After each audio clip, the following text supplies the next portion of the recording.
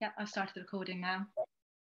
Lovely, lovely. So just for everyone's awareness, we will be recording today's session, which will be sent out just afterwards. So hopefully you can all see my screen. When the chat is enabled, you'll be able to start chatting and introducing yourselves. But let's kick off. So yes, thank you very much, everybody, for joining us today. It's really great to see so many people here. For those of you who don't know me, I'm Veronica Bamford-Dean, and I am Managing Director of Work for Good. We're a fundraising platform and tech for good company. We're helping charities create a sustainable, unrestricted income stream from business sales. I'm joined today by my colleague Anna, who's our marketing manager. And when chat's enabled, you'll be able to let us know who's here. But as you can see, the Q&A function is working. So throughout the session, please do let us know if you have any questions, and we will come to them at the end. As I mentioned, today's session will be recorded. We'll send it out to you shortly afterwards, along with your own copy of the Generosity of Business report as well. So you can watch, read, and share with all of your colleagues.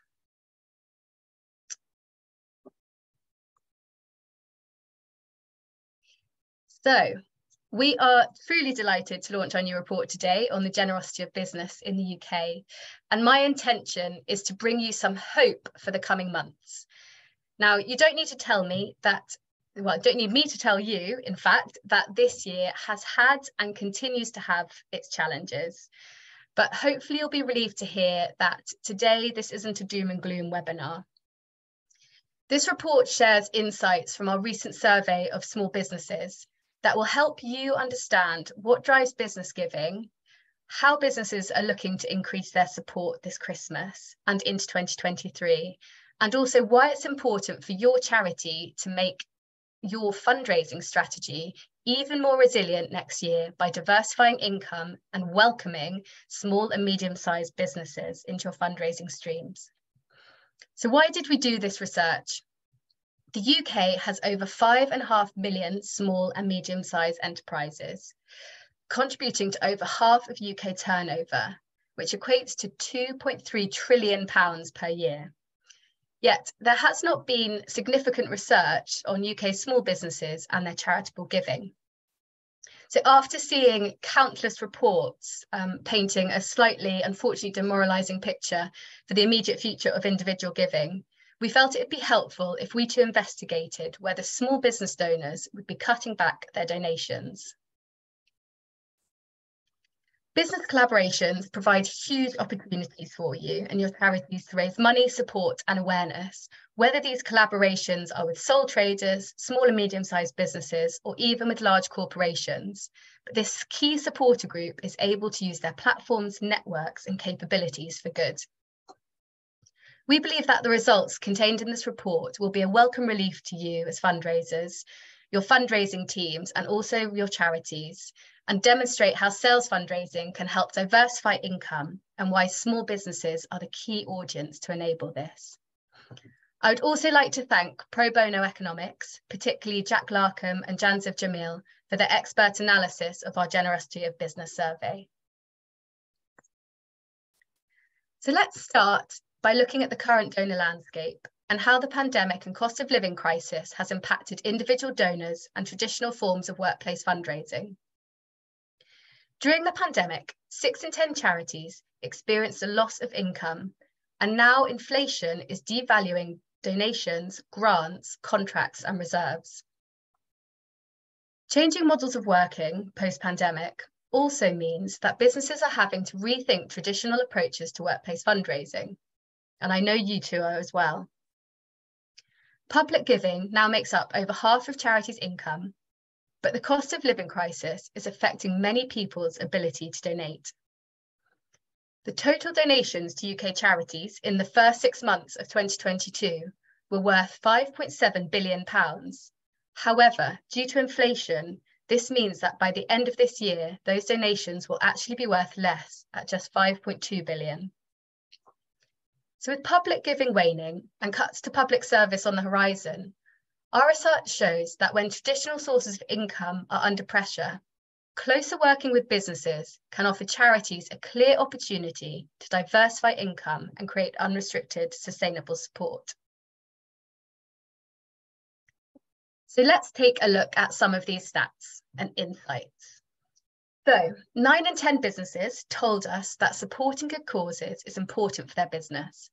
This is extremely encouraging and shows that despite economic challenges, businesses can and want to play an integral part in the future of our society, economy, and environment. 73% are planning to sales fundraise next year, up from 63% this Christmas. So there's never been a better time to start these conversations, engage this audience, and embrace the power of sales fundraising. The financial squeeze is being exacerbated by current economic conditions, with inflation in October soaring to match July's 40-year high, and we know charities are being impacted on a number of fronts. Income diversity is important, and as with anything, relying on one source of income can be risky and increase the threat to a charity's long-term financial stability. Therefore, by ensuring income streams from several sources, charities are able to spread the risk, but we know many charities still struggle to diversify their income. Research shows that 60% of charities that are less than 10 years old derived at least 90% of their income from a single stream. But what our report and other sources, such as NCVO's recent Civil Society Almanac show, is that the private sector offers a wealth of opportunity. And in fact, charity income from the private sector has grown by more than 20% since 2010. And we at Work for Good have also seen that 60% increase in small businesses fundraising through their sales since 2020, which of course was when COVID hit. So even in very challenging times, we've seen that businesses who are able will donate. So what drives business to give? As I highlighted before, when we asked businesses how key supporting good causes through their work was, 9 in 10 said it was important to them, and 6 in 10, so 60%, said it was essential. These findings show that increasingly businesses are aligning purpose with profit, and the changing economic climate doesn't appear to be affecting their want and need to do good. We asked businesses, how does sales fundraising help your business? 68% said being able to demonstrate their purpose and values to their customers or clients was the main attribute for supporting good causes. As business owners are people who just run businesses, we can noticeably see the alignment here with the same motivations one would expect of individual donors, who are led to support causes close to their hearts. Fortunately, ethical consumerism is on the rise. And this year, IBM did a study and found that consumers who choose products and brands based on how well they align to their values now represent the largest segment of customers. In 2020, the market for ethical consumer spending and finance in the UK was worth £122 billion, a growth of nearly 24% since 2019. With businesses' good intentions teamed with passionate consumers demanding more from brands, the future for sales fundraising looks very bright. So now is the time for your charities to embrace this opportunity and acknowledge the individuals that sit behind the businesses and drive them forward, and really recognise that they're being run by people who want to do good.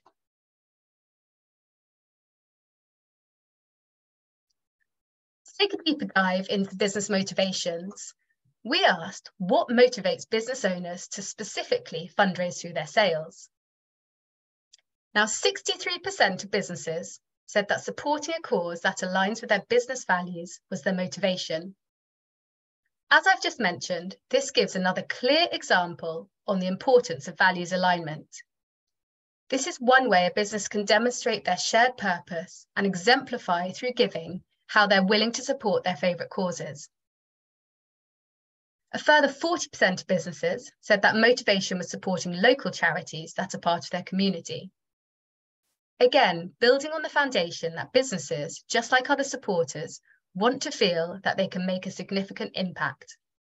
And let's not forget about the brand awareness that they'll be raising within their communities and amongst their customers, helping to amplify the message of your vital cause.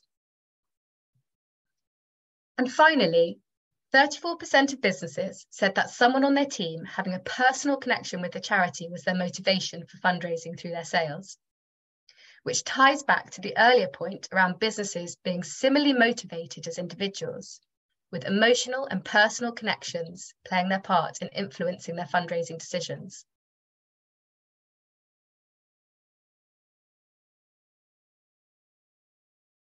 Next up, we asked businesses which causes they think are most important for them to support in the run-up to Christmas 2022. Now, whilst there's a real spread of valuable causes that businesses consider important to support, what's apparent is that many, along with lots of other supporter groups right now, are focused on fundraising for those causes which are front and centre of people's minds, including mental health and UK poverty. However, we can also see that businesses are still feeling compelled to support causes they personally care about, such as physical illness and animal charities. I can see that the chat's enabled. Excellent. Well done, Anna. Hi, everyone. So leaning on that, overall, what this actually tells us is that supporters are being inspired to fundraise this Christmas for those causes which are relevant and topical, and for those that are close to our hearts and homes, such as lovely Catherine Erdley, who is the founder of the Resilient Retail Club, who has chosen to support and fundraise for Crisis this Christmas.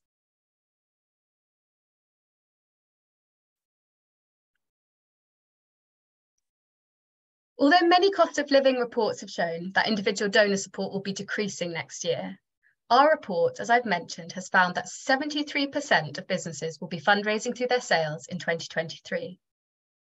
This demonstrates the sustainability of sales fundraising, as it allows businesses to give in relation to what they have sold, making it a flexible fundraising mechanism for businesses of any size and gives charities a steady, reliable income stream.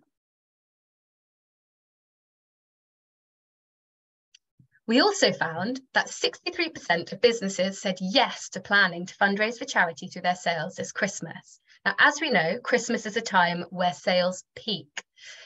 This tells us two things.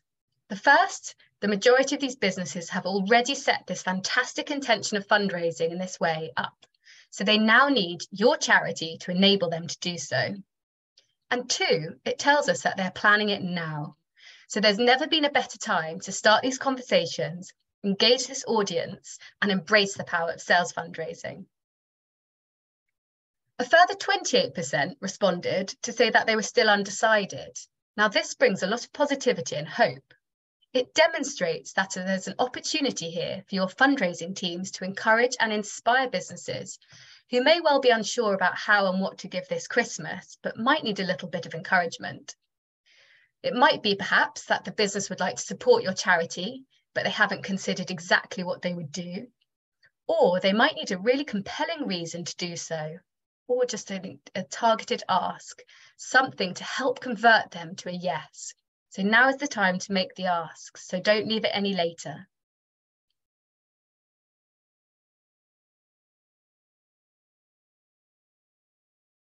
We asked how many times businesses intended to sales fundraise in 2023, and the results are incredibly enlightening. A promising 67% of businesses intend to plan multiple sales fundraising campaigns, with a staggering 24% hoping to run 6 or more, which, as you can imagine with the maths, equates to approximately bi-monthly fundraising. But of course, the significant part here is the regular income payments for charity. This is really encouraging to see, especially when research at the moment has shown that many individual donors are struggling to give regularly at the moment. So please reach out to businesses that align with your charity's values, or contact your local business community groups and let them know that your charity would welcome their support. You could also consider exploring your existing database of supporters to identify if they or someone they might know runs a business and would like to fundraise for you. As you'll probably be aware, many UK businesses are really focused at the moment on being more sustainable, as well as helping the wider community. And of course, charitable giving is really crucial to them and one way for them to demonstrate this. Lovely Fudge Kitchen here are a great example of an established SME that is working hard to be ethical. As a food company, they wanted to align themselves with a charity that was helping to fight food poverty and reduce food waste. So they decided to support FareShare, and this year they have raised so far £7,400.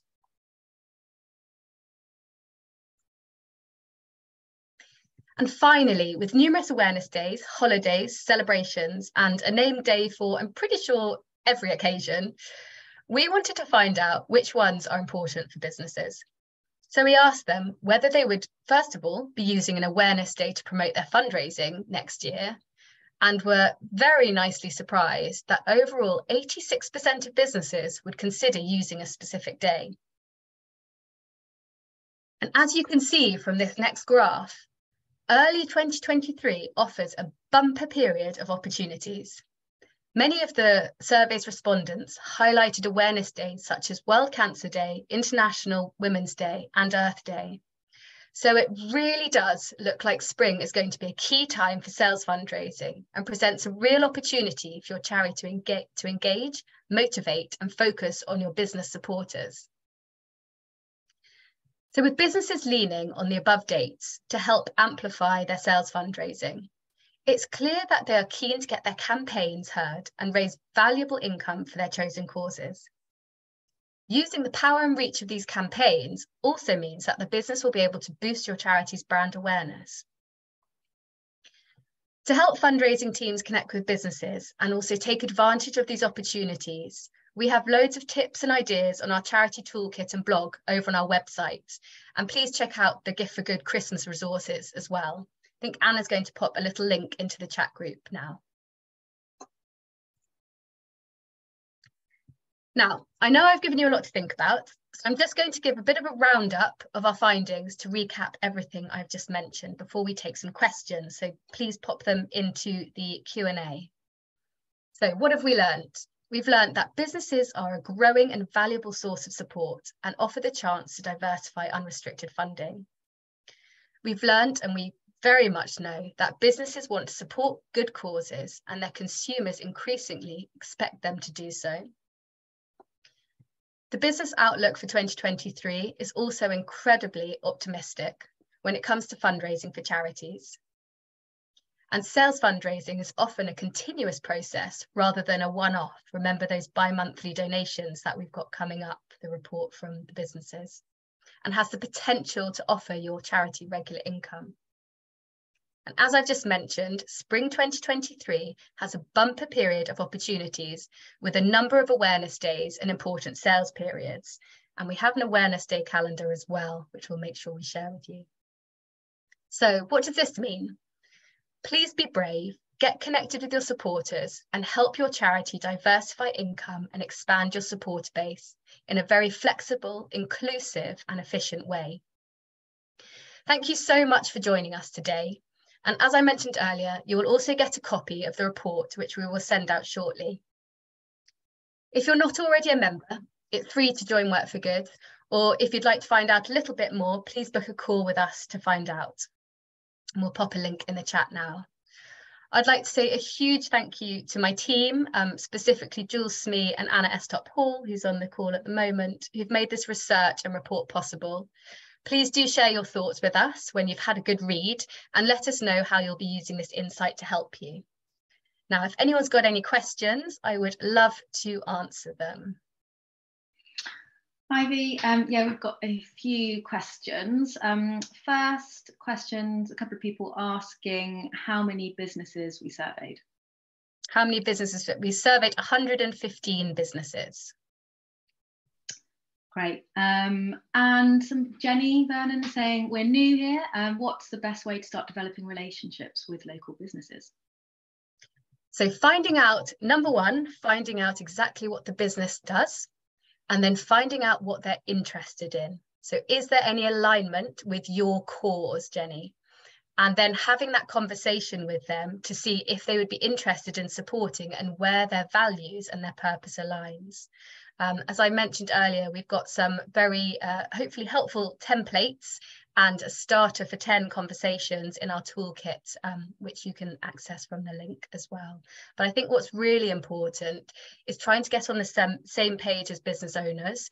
If you're wanting to know sort of who you contact, think about going to, if it's a small business, there'll be a very small team. And remember, a micro business has only got 2 to 9 employees. So perhaps you want to approach maybe the marketing manager or the managing director or founder of the company, and just propose to have an immediate conversation. Try not to sell them anything on the first round, but have that first conversation and see if you can align with them.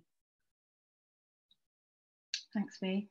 Just leading off from that, Abby said, do you have any tips for reaching new businesses other than just joining local groups? Lots of ones we approach already have national level partnerships. Yes, so think about other local communities. Not every business, number one, is a bricks and mortar, so they could be online. So also think about local online fundraising groups, local online marketplace groups, or business groups. That could be one way to reach out to them. And also BNI groups, so business networking groups. What about also the Chamber of Commerce in your local area, and also the council for different lists of businesses? There's Great, also, yeah. Hang on, I'm just gonna butt back in. Sorry, Anna. Yeah. There's also there's also a couple of wonderful resources online where you'll be able to find local businesses to you. Quickly jot these down. There's one called the Responsible Organisation for Business. There's also Small Business Britain, which has a wonderful campaign called Small Business Saturday, which is coming up on the 3rd of December. But they have a heat map of where businesses are in the UK as well. So have a little look at that. And of course, the Federation of Small Businesses, or the FSB, will help you direct to local businesses.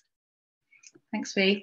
I'd probably add to that as well, just to, letting businesses know that you're open to it and not just looking at those really big businesses. It's the smaller ones as well, and letting them know on your social media, on your website, giving them a place to actually go to so they know that you're open to this kind of fundraising as well. I think that's really, really key. Yeah, 100%. Okay, let's have a look at some other questions.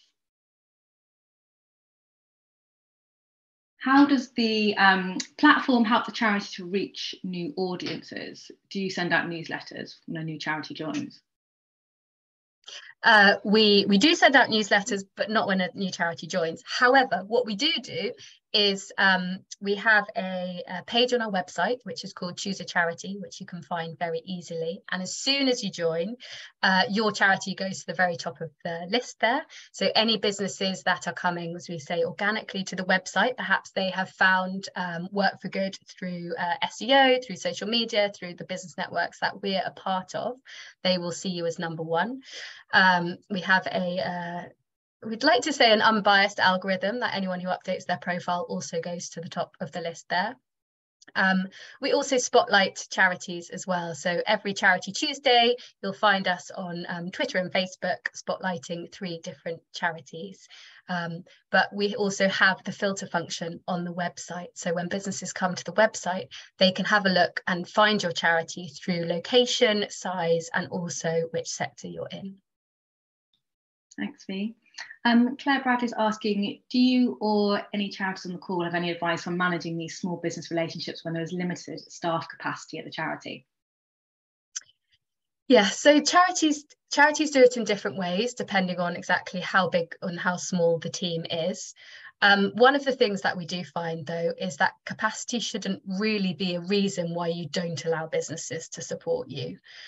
Because as you can imagine, as businesses grow, so can potentially their support as well.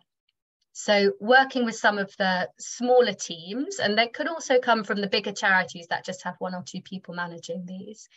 What they tend to do is they have, if they're having conversations with businesses over email, they have some templates that are ready to go. So when businesses inquire about donating through their sales, as long as they've sort of aligned with their due diligence, then they tend to pass them on to and invite them to their Work for Good account to start setting up their fundraising campaigns and their CPAs. But it's about putting in some very simple processes to be able to accept the support, do your due diligence, and then make sure that there is perhaps, and I think what's important is including businesses in your stewardship journeys. And that doesn't mean creating a convoluted one, but just as you would with your individual donors or your big corporates, could you set up perhaps a mailing on a monthly basis to just keep them updated with what's going on with your charity? Thanks, Fee. Gabrielle's asking, do you have data on types of businesses most likely to fundraise? It seems as if restaurants are really struggling now, but maybe there are other types of businesses flourishing that might be happier to fundraise. Yeah, that's a really, really great question. We do have data on that. Most recently, in the last quarter, the most sort of popular business sectors that have been fundraising have actually been food and drink, also arts and crafts. And as you will probably notice at the moment, there are an awful lot of arts and crafts Christmas fairs going on. So, you know, someone asked earlier, how do you get in touch with businesses? How about popping down on a Saturday and going to find a local craft fair and going and talking to people? Remember, as I was saying before, business owners are people. Also, construction is one, and also accountancy firms as well. Thanks, Fee. Somebody was asking if you give them an example of a sales fundraising campaign, perhaps people who don't actually know what it is. Yeah, great question. So I mentioned earlier about Fudge Kitchen. I think you can still see my screen. Let's pop these guys back up here. So these guys fundraise for Fair Share. And what they do is Fudge Kitchen, as you can tell, creates fudge. And they donate a percentage of their subscriptions to their fudge boxes, which just sounds absolutely delicious. Subscription boxes, they donate a percentage of those to Fair Share.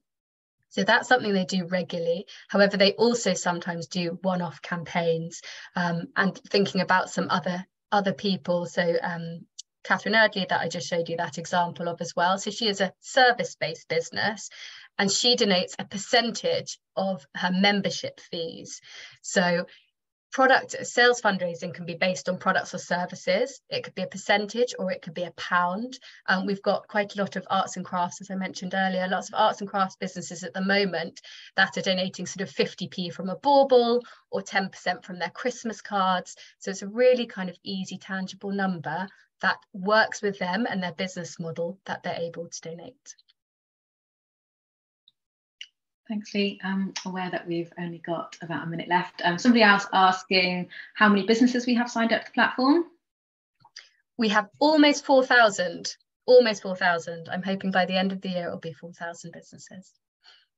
Thanks, Lee. Somebody else is just asking, in terms of who we surveyed, were they just Work for Good businesses? Members? Yeah, great question. And the answer is no, they weren't. They were both. So they were immediate.